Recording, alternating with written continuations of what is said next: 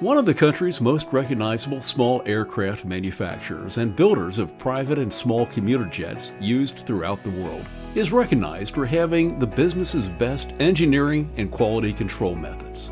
Unfortunately, mistakes happen, and as a result of a single mouse click, a piece of software was installed into a business-critical service leveraged by the entirety of their 15,000 employees. That mistake almost cost the company over $3 million in software license penalties. The software at the heart of the matter is Microsoft's Project Server. Even though it is separately licensed from the other tools, the software is included with SharePoint server installations. The sysadmin in charge neglected to delete the option to include MS Project Server, which allowed it to appear on all 70 SharePoint servers. However, since his manufacturer was working with Berger Consulting and the pragmatic ITAM method, it was discovered that there was a mismatch between the MS Project Server installations and the MS Project CALs.